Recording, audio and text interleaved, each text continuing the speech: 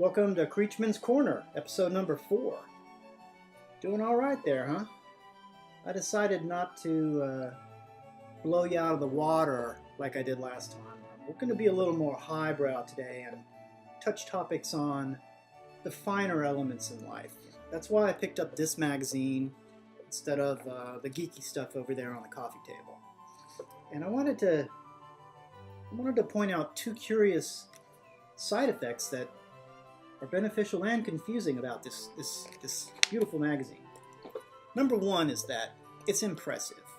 If you have this on your table, people come over, they see it lying there, there's stocked full of furnishings of millionaires, and it's glossy, and you put it on your table, and like the air conditioner guy, for instance, he comes over to repair your AC. He's wondering if you're going to give him a hard time about the minimum service charge or something. He sees this on your table, and he's like, wow, this guy reads about places I'm never going to fix their air conditioning. So he does a better job. So, that's worth the subscription price right there. But item number 2 is a little more puzzling, okay? The second thing about this magazine is, and as an example, I'm halfway through it right now, and I'm not sure I've actually started it. You remember back when magazines, they had a table of contents, then they had like one advertisement about cigarettes or something, and then it actually started. Well, this one, the whole thing is like leading you to believe the next page is going to be, a story or something. It's very pretty. There's lots of pictures. It's a picture book, is what it is for rich people. And anyway, you know what I'm talking about. Magazines now, they just aren't the same.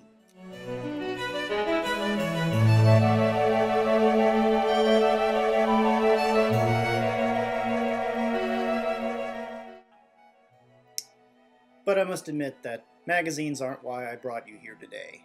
It was a nice introduction to the finer things in life, which is what we're discussing today. Highbrow, remember? Highbrow? I consider expensive candles to be in that category. See, this was an expensive candle. I bought this at Baybrook Mall. I don't want to tell you how much it cost, but it sure smelled good for a little while. But the important thing that I have to ask is it right or is it wrong? When it gets to this level, it doesn't work anymore. You can light it all you want and it'll flicker for a little bit and then it kind of dies out, but there's still a lot of wax down there at the bottom. That's very expensive wax, baby. So I figure if I do this 5 times, I could scrape the wax into like one of them, pound it down, kind of melt it down and mess with the wicks a little bit. I could have myself a brand new candle, and when somebody comes over for dinner, put that sucker right in the middle of the table. That's what I'm saying.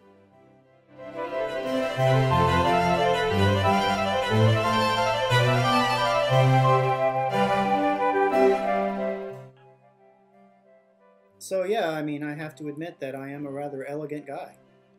I know that doesn't sound too hard to say, but a lifetime of speaking the truth makes it easier, and I know you appreciate the honesty. When guests come over, like I said, they have nice magazines to read.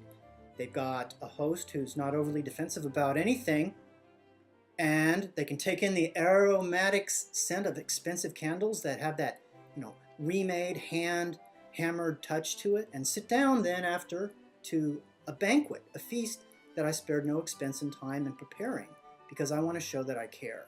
So there's one more place open if you want to come on over.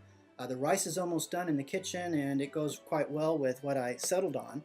So looking forward to seeing you over here, and, get off Facebook.